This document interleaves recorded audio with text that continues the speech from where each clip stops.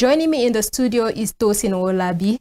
Good morning. Good morning. How are you doing? I'm good. How has it been, from yesterday till today?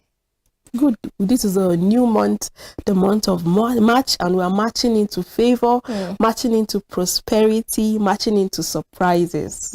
What were the stories, from yesterday? Do you think there are possibilities that they might repeat themselves today? Definitely, because we had issue of ASU strike yesterday and it's coming up on our papers today. Still fuel scarcity, where Nupeng said they are going to embark on strike and even look out for ways they can cut down the prices of fuel scarcity, the prices of the hike in petrol from 300 to the balanced rate of 165 naira per litre. And now we are having IPMAN revealing reasons for the fuel price hike. And we still have in our papers the long queues on our filling station and insecurity is still coming up on our papers. Very true, Tosin. And just like Tosin said, we still have the issue of fuel scarcity in Nigeria, and there are also new developing stories of the extended fuel scarcity because of the reasons being that it's the effects from the Russian-Ukraine invasion, and that will have a delay, in importing fuel to Nigeria. Then we have the problem of the ASU, even with the developing story of, ASU asking the federal government for 1 trillion naira, and the meeting, or rather the protest yesterday, where the Minister of Education walked out on the students. And then another story, the foreign story, if you've been following it since last week and even during the weekend, is the Russian-Ukraine invasion, where Nigerian students and some others have been stranded, but we have it in papers today where federal government is promising airlifting of the students that are stranded, even with more stories where 2 were died, due to the cold exposure at the borders. And even though it's not confirmed if they are Nigerian students or foreigners, but our heart goes out to them here on the show from the Dailies. Well, we are welcome, and we shall start right with the papers.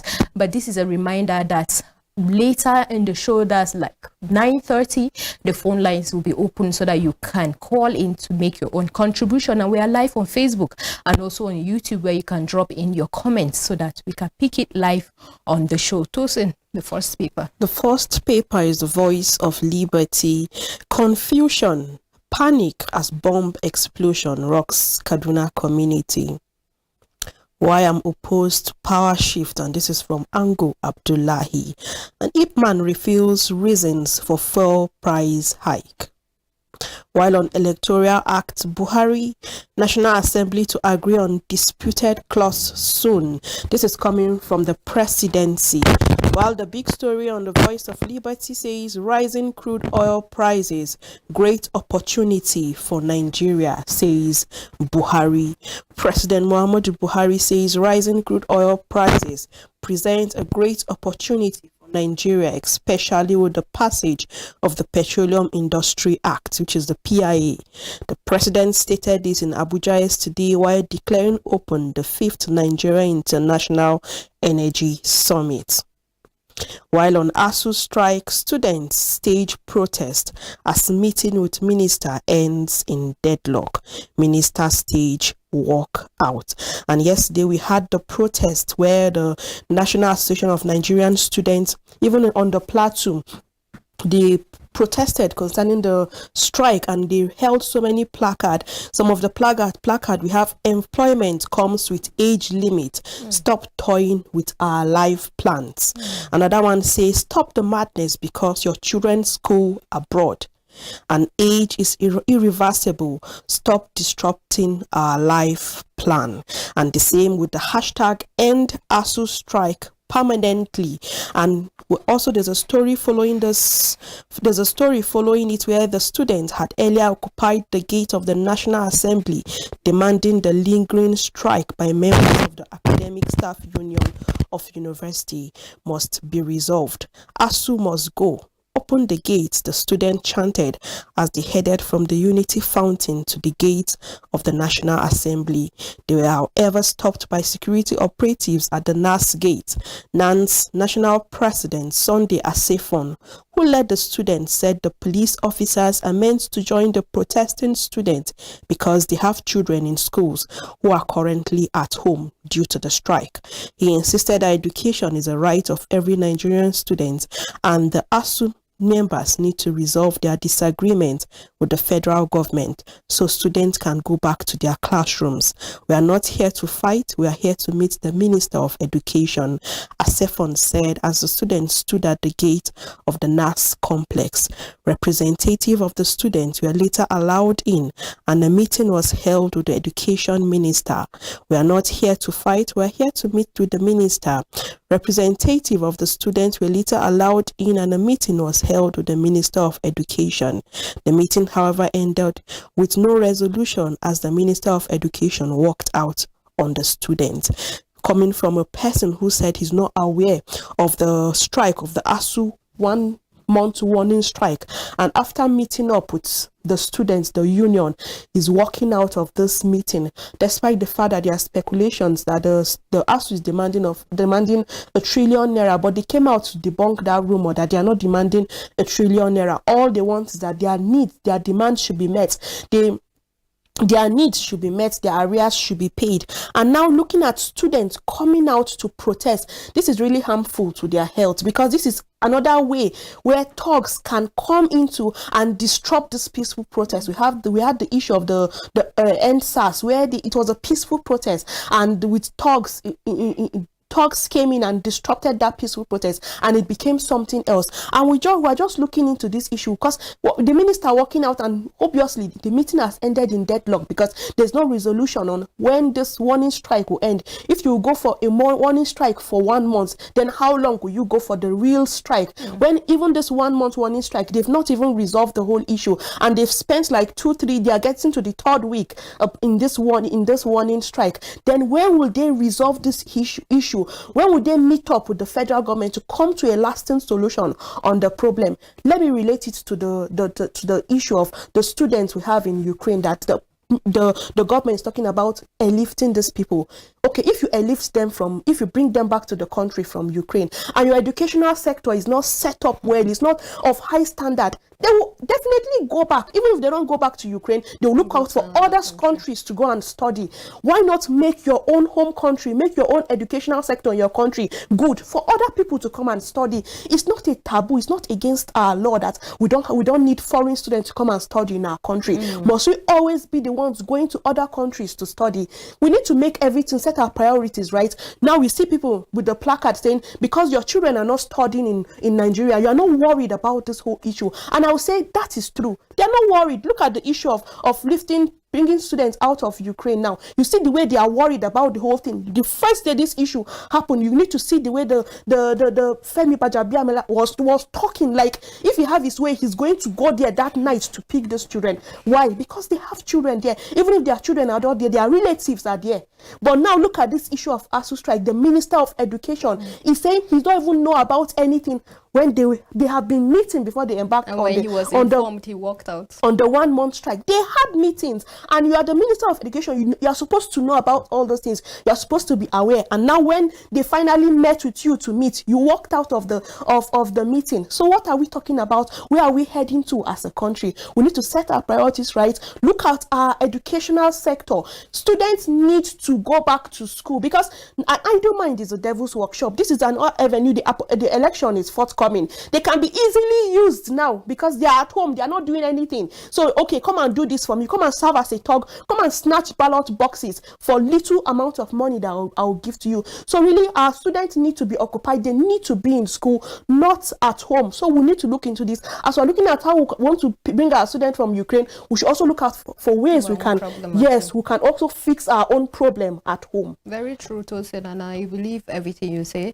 I've always been of the opinion that education is not prioritized in Nigeria. If you even look at the national budget, how much is being assigned, to the educational sector, and most of Nigerians, they even live below average, talking about how much they earn, that's their income and all. And now people, like you said, most of these parents or the students to these people in positions, they are studying abroad, and some of them, even if they're in Nigeria, they're in private schools, so they are not even public schools, and they are not even affected by this. Most of the public schools are still in session, they are not affected by it. So I think what should be done, priority, and also should come to a balance. It's not every day that we should have protests, or every year. The other day we had a record of how many strikes we've had in Nigeria for over how many years, and it's so sad. Must we always have strike, to bring our own problems to the table? 1 month strike, if we're talking about the real strike, then how long will it be? So I think the priority, should be given to education. Yes, and also on the Voice of Liberty on 2023 presidential primaries, Ohaneze Ndibo issues strong warning to Atiku and PDP. The last story on insecurity: we give 20% of our harvest to ISWAP as tax. This is from returnee IDPs. So we can see this issue, and we had just this week where the Chief of Defense Staff said there are no communities that are hijacked by the insurgency, and now we can see that some people are saying they give 20% of their harvest as tax to all this to the ISWAP members. And also you see their security, you still pay protection levy to bandits that still come out to attack you, and you have people coming out, people that are supposed to are having the responsibility of safeguarding lives and property, saying no community is hijacked by insurgency. Will these people come out to lie when their lives are at risk? Just yesterday we had in Bruno community where a particular community tried to reveal to the security about the plans of this Boko Haram concerning them. They went back to that community and killed those people because they revealed their next plan to the police. They revealed their next plan to the security operative. And now we have all these people that are having the responsibility of looking out for lives and property, saying no community is being hijacked by all this insurgency group. Something needs to be done about it. We are just praying that they look into all these things. We don't need to beg for security. We don't need to beg for social amenities, because these are the things that are supposed to be provided to all these people. But now when the table have been turned around, we have to come and beg, because people are dying on a daily basis. Just as they recorded where bride was kidnapped, people, the program was disrupted. Even in Benue State, where a traditional ruler was killed. So you see all these things happening. We just have to beg these people to look out for ways they can come out to look out for insecurity, to stop insecurity, because we should not wait till everybody is wiped out before they launch an attack on insecurity. I keep on saying the insecurity, insurgency should not be above the government. They can even endemic in Nigeria, but the worst has been insecurity, because it has killed more people than even these diseases, and it's so sad. Well, I would like to move on to the next paper, which is the Nation newspaper.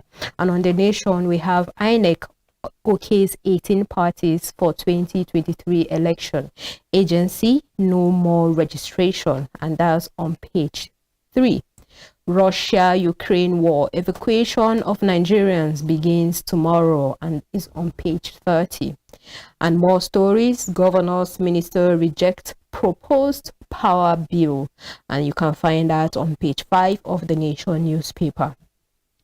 Worsening petrol scarcity cripples cities, businesses. Lagos, Abuja, Ibadan, Osogbo, worst hit. TUC malls industrial action. PDP men on withdrawn list. And the last story here says what IOCs must do before divesting from Nigeria by NNPC. You can get this paper and read more on all of these stories. And on Leadership newspaper, Zenith Bank shareholders get 87.9 billion naira dividend for 2021. And Bauchi governor appoints Nuhu Ahmed Waba as Emir of Jamare. As NIES 22 orders will impact Nigerians' energy sector. Russia-Ukraine war. Federal government begins evacuation of Nigerians tomorrow. Details can be found in page 7. The big story says students stage nationwide protest, seek ends to federal government ASU dispute. Barricade entrance of federal secretariats, urge government to honor agreement with union. Federal government ASU resumes talk today. We are tired of government promises, says union. And court turns down Abakari's bail request. See bill.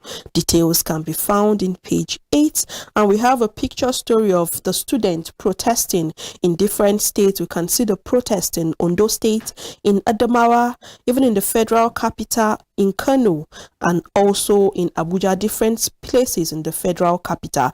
And even on the plateau, we had students who protested concerning the ASU strike. And that's all for the leadership newspaper. I would like to take the national economy, and we just have few stories here. The big one says e-commerce imports killing Nigerians manufacturing sector, and this is an investigation. Forex, CBN releases operating guidelines for R20 policy. And more stories, NCMB set 2027 for 70% local content actualization. Page 5 of National Economy. And the last story, Zenith Bank to pay shareholders 87.9 billion naira final dividend for 2021.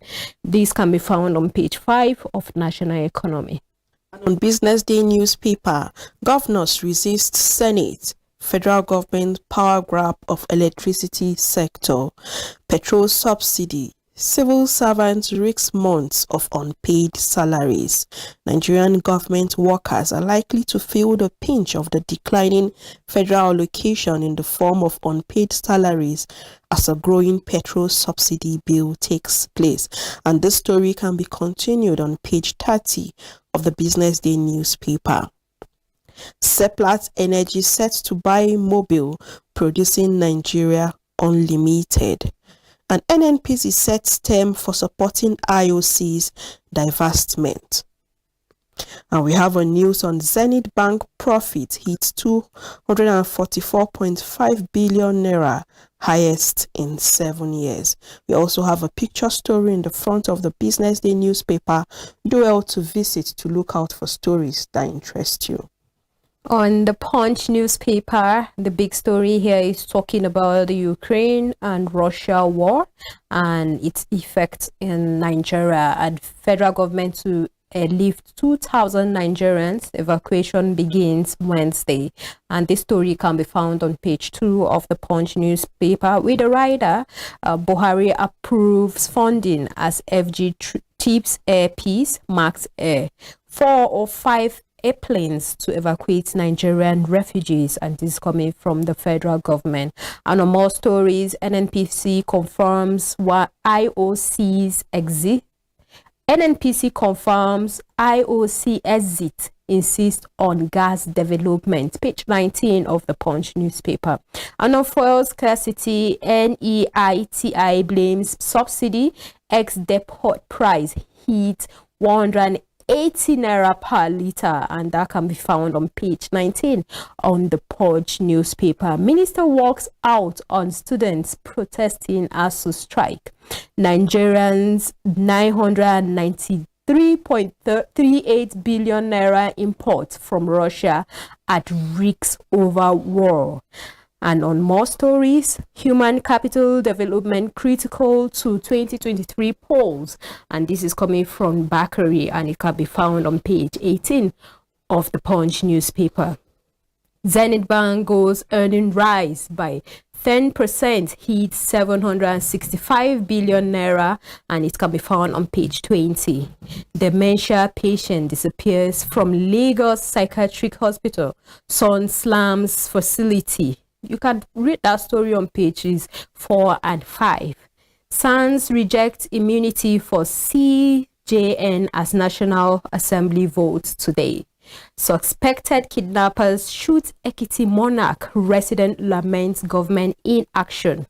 And Nigeria Benin to resolve dispute over oil-rich Tongegi Island. page 13 of the Punch newspaper, and the picture story here is that of the fuel scarcity, and you can see a lot of vehicles at filling stations, lots of vehicles at the filling station points where they can't even get access, and even there are queues, and some you can see that with the jerry cans, you can even see the bike people, and so many of that. And even though there is a developing story of the extension of this fuel scarcity because of the Ukraine and Russia war, we believe that these things will be resolved. And there are so many reactions from Nigerians when this thing came out, where the minister had to come out to say, okay, there will be extended delay in importing this fuel because of the war between Ukraine and Russia. And a lot of people are out to say, as you fixed your refineries earlier, at least you will refine this crude and we'll be able to have our own fuel from Nigeria if we do it locally, instead of sending it to another country, having it refined and bringing it back to Nigeria to sell or to distribute. If we had put our priorities to see how we can refine our we can have good refineries in Nigeria, because there are some that are existing, but they've been out of date, they've been left to rot. And even the last time, I remember when the fuel subsidy issue came on, we're like, okay, crude oils or crude produced or refined, so that at least we can have it instead of sending it to one country to the other and bringing it. And now there is an effect to it. We have to wait and there will be delay. This fuel scarcity in Nigeria has been for a while, close to a month now, and we are still struggling with it. And now you're telling us extension when Nigeria is already thinking there is hope at the end, and maybe soon, because I know there was a time that federal government came out to say that maybe next week. They were just promising next week, even though next week had no specific dates to it. And now you're talking extension. It's so sad that in Nigeria we have to deal with fuel scarcity, we have to even deal with the effect of a war in a different country on us as Nigerians, because we have to go through all this. Yes, at first the issue to the war between the Russia and the Ukraine, but I would like to talk about the story where SANS reject immunity for CJNs as National Assembly votes today. Just last week we had the immunity for life pension for the senators, speakers, lawmakers. I would like to relate it down to our own human angle. Let's look at their other sectors that they don't receive their pension as it's supposed to be. I'm talking about these people are not begging for this pension. They worked hard for it. They saved for the latter day. They saved for old age. They saved for retirement. But you need to protest, go out for protest before you can receive your pension. You see people supporting their right. They saved for those days. They are not begging the government to give them this money. Whereas some people, their retirement, their pension is not even up to the 30% minimum wage. But now we have these people. They are comfortable. They are still looking at demanding for an immunity life pension. Even till death, they should be paid pension even after retiring from that office. And these are the same people that collect pension from being an ex-governor, an ex-senator. They collect pension from all these sectors, still in the federal government, still from one account. And now you want an immunity pension even on things because of these things that happen. There are people even back there at home. Their pension don't even come on a monthly basis. Yes. They have to wait before they receive this pension. How much? Some people receive pension of 8,000. You have to meet up to your needs. You have to feed yourself. Even with the issue of the fuel price, the hike now, and everything is being affected down to foodstuff. How much can 8,000? How can 8,000 sustain you for a month? But we see that these people are carried away with greed. They're not concerned about you. The same people that say some local governments are not motorable, they go for election. We had people high and mighty, they came down to our community. They even danced with those women. They gave them salt, they gave them Maggi. When they were killing in that community, did these same people come back to you? They did not come. They rather gave excuse that these places are not motorable. Joyce, believe you me, this year we will still see these people going to those roads that are not motorable. Why? To go and demand for your vote, to go and solicit for your vote. We need to shine our eyes. We need to be wise, because if we're not being taught a lesson with all these things that are happening, we cannot learn a lesson any longer. Because these people that are in this power, they are concerned about themselves, they are concerned about their family, they are not concerned about the masses any longer. Because look at these people. These are people that can say, okay, on our own, let us tax ourselves. If other groups will sit down and tax themselves to look out for ways they can end insecurity in our country, then our senators, our representatives cannot even sit down and tax themselves and say, let's tax ourselves on a particular amount of money to look out for ways we can resolve all these issues. But so will continue to wait on budget. Rather, they want a life immunity for themselves. They want everything to be sure for themselves, whereas the masses are there dying. Even when they go out to call about their pension in Pencom, he said after retirement from the police service, if you're supposed to be paid 100,000, they give you 20,000. What will you do with 20,000? Money you saved for later days, money you saved for retirement. And definitely you have plans on this money, because I know the amount of money that will come to me after retirement. I've planned on that money. Then you later on see that this money is being cut, not even into two, slashed. How do you expect such people to live? And we keep on saying we want corruption to end, we want insecurity to end. How will this thing end? Because these people, that they know that even this pension that I'm expecting, I know that the money will not come as it's supposed to be. So any little way I can be fair and balanced in all these things, we should think of other people, not just ourselves any longer. I will commend the EFCC, for their good work that they've been doing, battling and trying to, prosecute even the Yahoo boys, and even putting their energy in some sectors. Maybe some people that have been, their names have come out in fraudulent activity.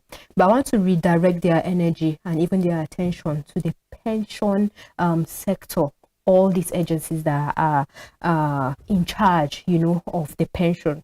We've been talking about this endlessly, and I think since we're little, we've been hearing about the cries, of our parents battling, struggling to get their pension. Just like you said, this is something that is saved while in service, and now they are retired, they want to enjoy their benefit. But some greedy people are in position and they embezzle it and take it for themselves. And we've heard of so many stories where the boss of the pension organization or pension sector will just embezzle the whole amount without even considering. At least if you don't have the fear of God, I think you should have the fear of humanity. And I think you should have empathy, knowing that this person has worked how many years in service and this is savings. Why would you want to even kill somebody? Because that's murder. You just talked about we've had our parents at the long queues, exposed to sun, having to register or whatever exercise they do at the end of the day that they even delay, and some of them slump, some of them die, some of them go through all these things. This has to be, it should be the priority of the EFCC now to go and check what is really happening. Then another important aspect of it is what happens to the people that die, without benefiting from their retirement, without benefiting from these savings, because there are some people that die in active service. And don't forget that the pension is still counting, that this from them, even if you go toss you up and down with so many promises that at the end of the day, someone else can just take the money, or the case will be closed, that you don't even get all this gratuity, you don't even get all this benefit from your late parent or from your late father or your late mother, and you wonder what is really happening. This is something that I saved while working. It should be given back to me, because if I trust you enough to save my money with you, that at the end of the day I will get, why wouldn't you give it to me? It's so heartbreaking that you can't even afford, to get access to your benefit at the end of the day. So I really want the ESCC, ICPC, all these agencies to look at us, to see what we can do, to correct these things. We always talk about system not working in Nigeria, but who will work the system? Who are the system? They are the people that are in the system. You have to checkmate it. You have to check really what is happening. We can't just fold our hands and say, when you complain, you say, this is Nigeria. So we'll be living this is Nigeria for the past how many years? No, we have to be proper in coordinating their affairs. But it's Nigeria. We always take things for granted. I will fold our hands and say this is Nigeria. Thank you. Moving to Nigerian Tribune newspaper, we have gunmen shoot first-class Ekiti monarch attempted kidnap, and we had a similar story in Benue State yesterday, where a traditional ruler was killed by the Ghana boys. And constitution amendment: independent candidate must obtain 20% signatures of registered voters nationwide. Governor's deputy to lose seat for cross carpeting. And the big story on ASU strike: education minister walks out on students. NANS protests nationwide. Lockdown federal secretariat gives federal government 24 hours to end strike. And governors move against centralized electricity reform bill. And we have the gridlock. Fashola calls for review of Apapa Port concession agreement. NNPC gives OIC's condition for divestment on COVID-19. Nigeria recorded over 250,000 cases, 3,000 deaths in 2 years, coming from NCDC. Court orders CBN to release NNPC's 82 billion naira debt to Akwa Ibom communities. And fuel scarcity worsens. Petrol sells for between 185 naira to 300 naira per litre nationwide. While on Russia-Ukraine war, evacuation of stranded Nigerians begin tomorrow. The rider says Nigerian embassy received 204 in Bucharest. This is coming from the federal government. Parents of Nigerian students in Ukraine protest at Russia embassy, and Russia faces financial meltdown as sanction hits its economy. That's all on the Nigerian Tribune newspaper. Thank you, Tosin. Well, about this moment, I would like us to take a break to breathe for a short while, then open the phone line so that you can call in to make your own contributions. And remember, we are live on Facebook also. You can send in your input and we will read it live on the show. Let's take a break. We'll be back.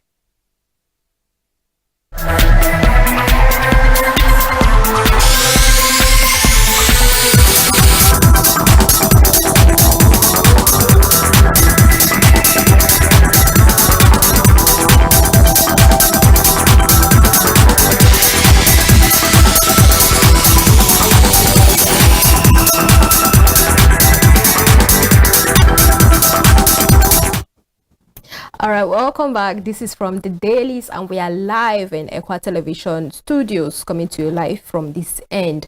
How are you doing? How is your city? What is happening in your city? You can send it to us. You can send the feedback. You can send whatever activity is happening so that we can take it up on the show today. And this is the time that we open the phone line where you can call in to make your own contribution based on everything we've been discussing. That's the stories we've been analyzing on the show.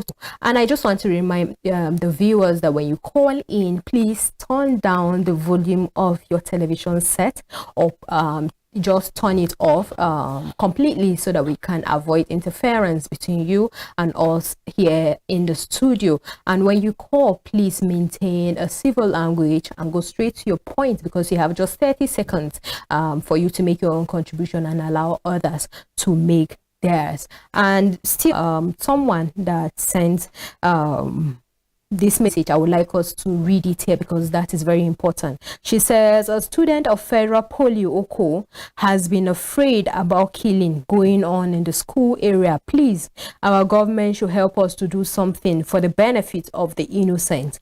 And this is coming from Akwa Ibom, Akwat Kingdom, of what is happening in Akwa Ibom. So the authorities in charge should look into this, and we would like to know if it is true or is just a rumor. Then Tosil, I think we should move on with our papers, and so many stories where I would like to take. And one of the major stories here says federal government target 105 billion US dollars capital base for NNPC, vows to make corporation most capitalized company in Africa. More stories on APC national chairmanship race. Having Akume as consensus candidate will pacify northern minorities. Africa. Okay, we have a call, and this is Jerry from Niger State. Jerry, if you can hear us, please go ahead with your comments. Hello. Hello, Mr. I'm making a comment on the contributory pension. Yes, please go ahead. It is the state government that are responsible for all those non-payment of pensions. They are not paying their part. They are not paying gratuity to Nigerians take their security seriously. They cannot solve it. Look at Ukraine. Look at the civilians there, and they face Russia mighty army. We cannot, in fact, we are cowards here. We cannot face a little people with guns. We'll be running away. Until Thank you very much, Mr. Jerry, and Mr. Jerry called from Niger State. Let's move on. I have Africa NXT participants acknowledge policy regulatory impact on digital connectivity. REA provides electricity to 465. We have ASU strike meeting ends in deadlock as education minister walks out on protesting students. Digital oil field will boost competence, efficiency, productivity in sector, and is coming from Ali Tanko.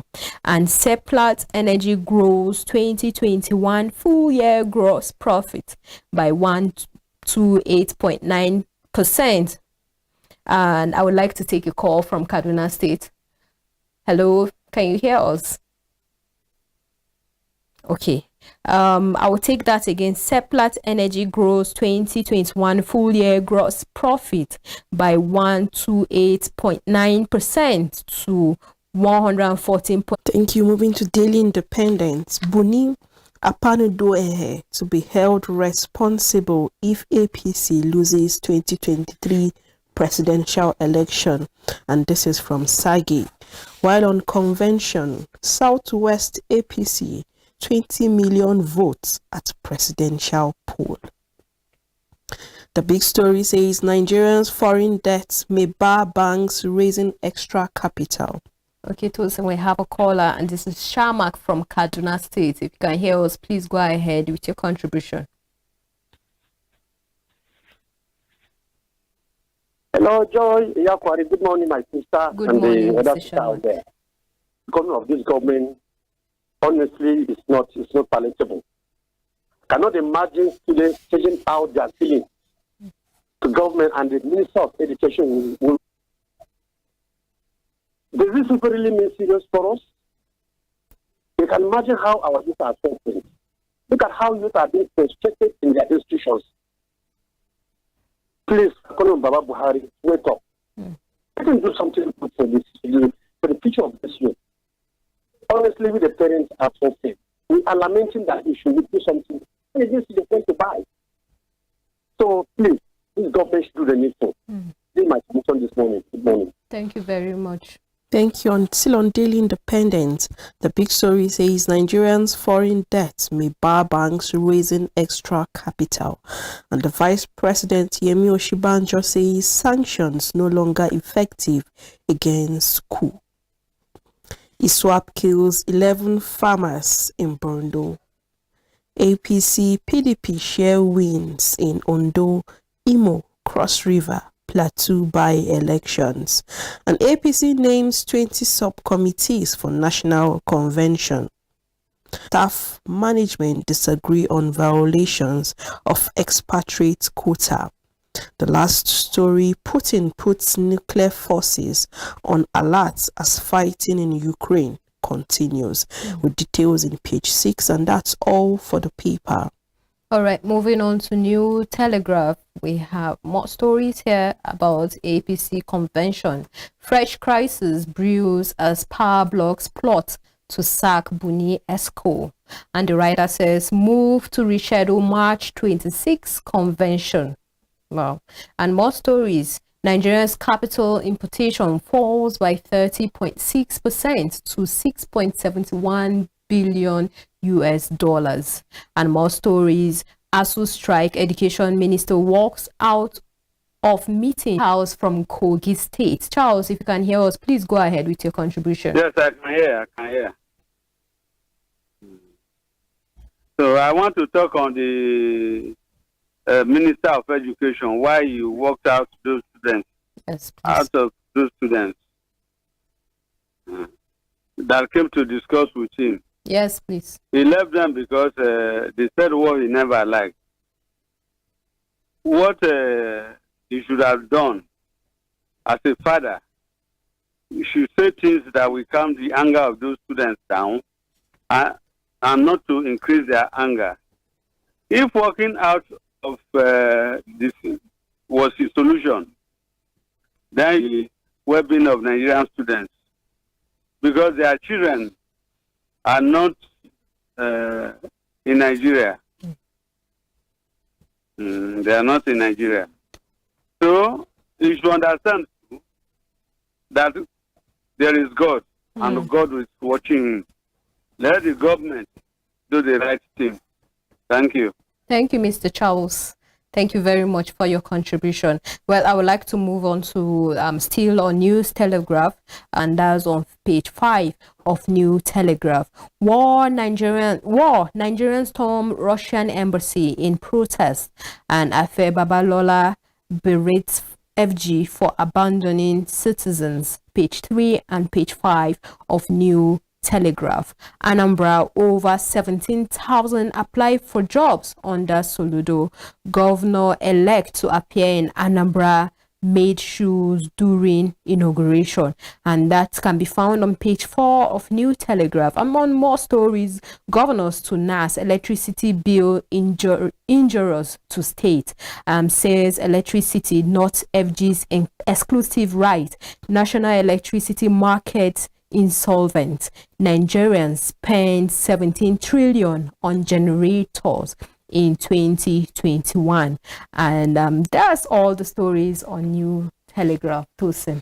Yes, on the Business Standard newspaper, we have VAT GDP gap, TK 1.5 lakh crore remains out of grasp, and Bangladesh energy sector ripe for European Union investment, Ambassador Whitley.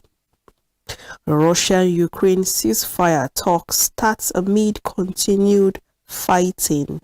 And downside of the Business Standard, supercharged demand send credit growth to 29 months high.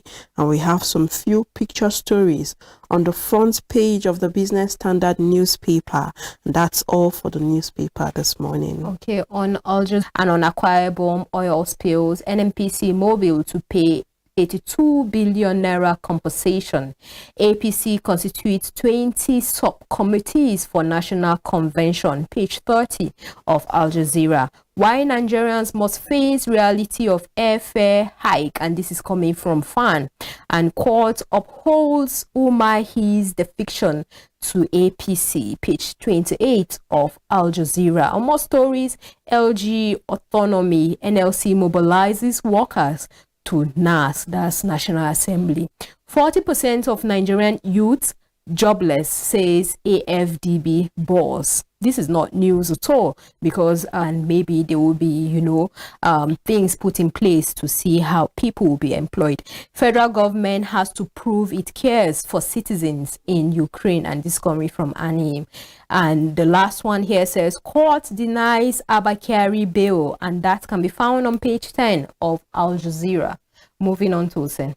Moving on to the Guardian newspaper, Fort Ekiti monarch escape kidnapping, death by whiskers.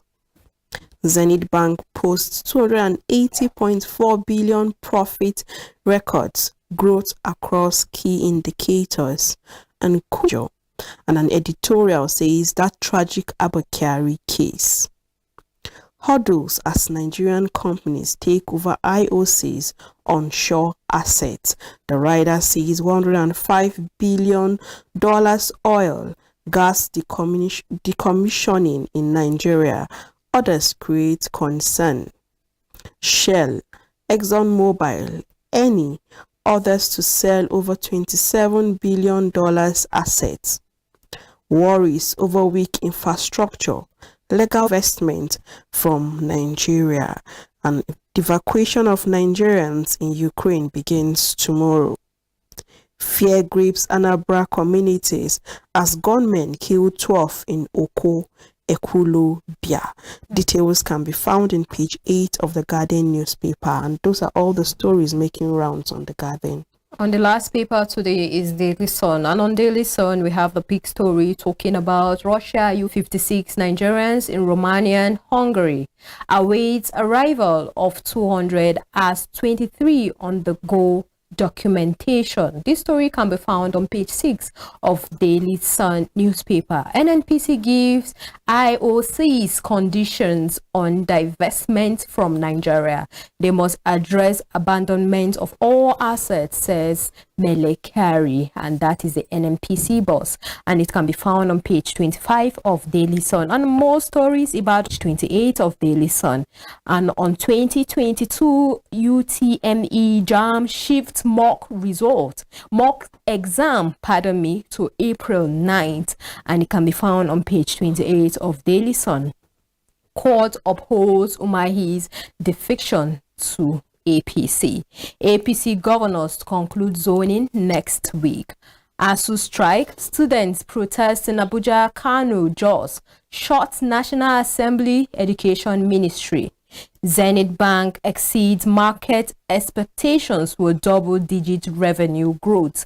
And Labour storms National Assembly, demands autonomy for local government, judiciary, legislator. Others want INEC to conduct council polls. And Governors National Assembly on collusion, cause over electricity bill, electricity not on exclusive list. And these are the governors saying that if you have interest in the story, please get the Daily Sun and go to page 26 to read more. And the last story here says court declines carries bill, and you can read that story on page 4. Saying this is all for the papers today, and we've had interesting stories ranging from the Russia-Ukraine war and even the Abakari's denial of bail, and even and so many of these stories. And you will believe me that there are so many local news that they make up the papers, like the bombing in Kaduna State. I think it was just one paper that carried it. But it's in normal life. Yesterday there was a bomb blast attack on some of the communities where a hotel was affected, if I'm correct, and it even make the news in Kaduna State, and even have the Niger State and so many of these states, but they make the news. So we're hopeful that at the end of the day all these things will be sorted out, and we've been praying. Yes, you have to apply that's the petroleum. Right from the onset of this issue, from the adulterated fuel down to the hike in petrol and also the long queues, we've been hearing from the NNPC boss that's been definitely. Now we had the issue of ASU strike. The minister, he came out, he met with these people concerning the issue. Where is our minister of petroleum? Where he's supposed to be on seat, because as a president doubling, Well, that's all for the stories here on from the dailies. We've read some of the stories on national dailies, and we even analyze it. We just want to appreciate our viewers and the ones on Facebook and even on TV that's talk it. We really appreciate your comments, and we know that you're always with us, so we appreciate you. We had calls from Jerry in Niger State. He talked about the pension sector and how that's the responsibility of state governors and government. And Shama called from Kaduna, and he lent his voice on the ASU strike. And lastly, we had Charles from Kogi State, who talked about the education minister walking out on students because maybe they didn't say what went down well with him. And these were all the calls on the show. Sorry for those that we couldn't pick up your calls. And we just want to appreciate our viewers, we appreciate our supporters for always supporting us, for always supporting us for this platform. My name is Joyce Aquari, and it has been from the Dailies, live from Equa Television Africa. And on behalf of everyone here in Equa Television Africa, we say stay blessed. Join us tomorrow.